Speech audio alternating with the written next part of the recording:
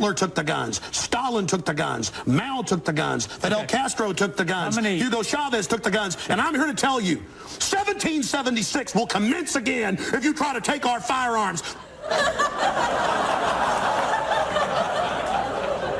Holy no one's taking away all the guns. But now I get it. Now I see what's happening.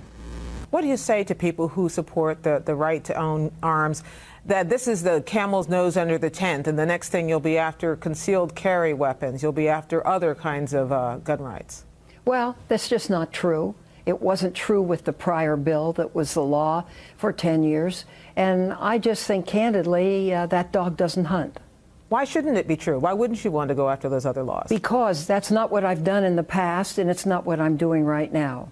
If I could have gotten 51 votes in the Senate of the United States for an outright ban, picking up every one of them, Mr. and Mrs. America, turn them all in, I would have done it. No one's taking away all the guns. This is New York, the progressive capital. You show them how we lead. Assembly Speaker Sheldon Silver told me, however, that the legislature also has to do something about the number of assault weapons already owned by New Yorkers, especially in the wake of the violence at the Sandy Hook Elementary School in Newtown, Connecticut. Well, I would truthfully ban them, but as an alternative, I think we have to register them, know where they are. No one's taking away all the guns. And Joe, I have in my hands here something that we received from the Senate, which is rejected Democrat proposals in this gun bill. And I don't know that you've seen this, or if you know that these are there or not. No, but we don't have our own list of rejected proposals that the Senate rejected, so I don't have anything to show you. Okay. All right, so then I won't address it then if you haven't seen it. I'll leave that one alone. Okay, thank you, Joe. Appreciate it. And Mr. Speaker, on the bill. And by the way, I would recommend not to have that list shared because it really has the capacity to dampen the enthusiasm to compromise. Well, it sure does when we talk about confiscation of assault weapons.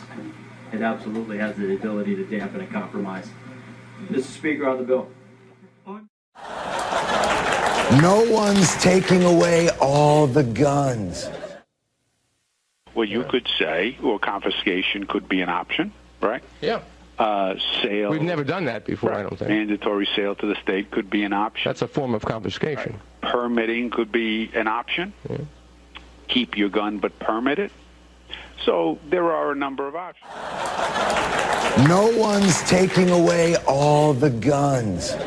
Top story tonight, Kurt Nimmo, Infowars.com. New York governor, gun confiscation and forced buyback an option. This is also up on DrudgeReport.com tonight. New York Governor Andrew Cuomo says the state of New York is serious about gun confiscation. The Democrat and former Secretary of Housing and Urban Development told an Albany radio station he plans to propose a package of draconian legislation during his State of the State address next month.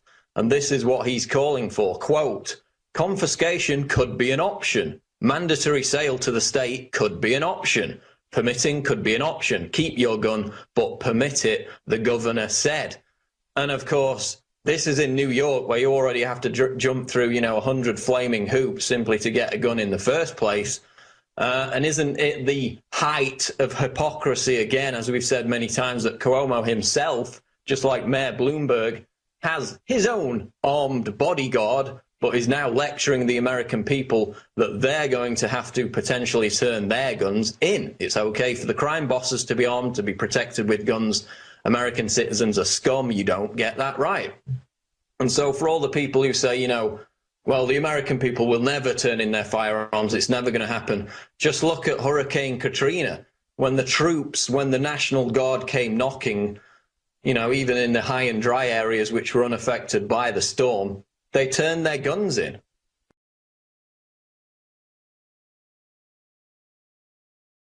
That includes New Orleans, where today authorities stepped up their efforts to empty the city. Bob Woodruff is there again tonight with an extraordinary human drama unfolding. Bob? They say there are no orders to use force, just strong persuasion, sometimes entering open houses with guns drawn, and instructions to disarm anyone inside. You say guns will be taken? No one will be able to be armed. We will take all weapons. No one's taking away all the guns. When y'all go home and you're talking to your buddies and they say, he wants to take my gun away. You've heard it here. I'm on television, so everybody knows it. I believe in the Second Amendment. I believe in people's lawful right to bear arms.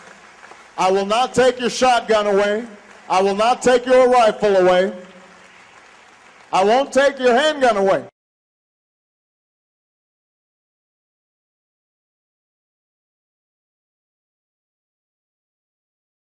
Obama operatives in the Congress have introduced more than 10 bills that would end the Second Amendment as we know it. H.R. 1022 would allow the new Attorney General Eric Holder the dictatorial power to ban any gun he wishes at will. In 2008, before the Supreme Court, in the D.C. gun ban case, District of Columbia versus Heller, Holder argued for the complete disarmament of the American people and that only the military should own firearms. H.R. 257 would ban all youth shooting sports, including YMCA and Youth Olympic shooting clubs.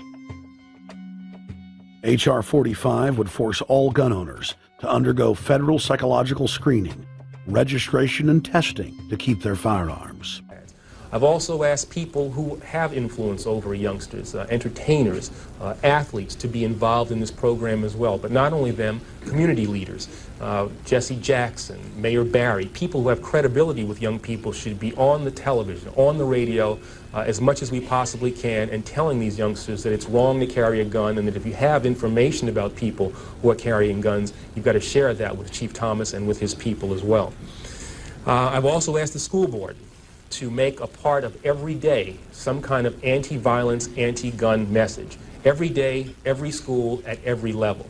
One thing that I think is clear with young people and with adults as well is that we just have to be repetitive about this. It's not enough to simply have a catchy ad on a Monday and then only do it every Monday. We need to do this every day of the week and just really brainwash people into thinking about guns in a vastly different way. No one's taking away all the guns. Our top story tonight, ladies and gentlemen, is breaking news as a gun confiscation bill has now been introduced into Congress. This is by Kurt Nimmo up at Infowars.com. On January 13th, 2013, H.R. 226 was introduced in the House of Representatives by Connecticut Democrat Rosa DeLauro. The bill will amend the 1986 IRS code and allow a credit if taxpayers surrender their guns to the government. This is unbelievable. Strikingly honest language, including in the legislation, specifies the bill is part of the government's, quote, program to reduce the number of privately owned weapons. That's a quote. In short, a program to disarm the American people. And this goes on to say the inclusion of the IRS in the government's attempt to grab guns is especially foreboding, considering its effort to act as an Obamacare compliance enforcer. In July, we reported on a revelation made by Texas Rep. Kevin Brady that the tax agency planned to hire 16,500 new agents. And as Nimmo points out, the bill is yet more evidence that the federal and state governments are pulling out all stops now short of door-to-door confiscation to disarm the American people. And no one's taking away all the guns. You never want a serious crisis to go to waste. And what I mean by that, it's an opportunity to do things that you think you could not do before.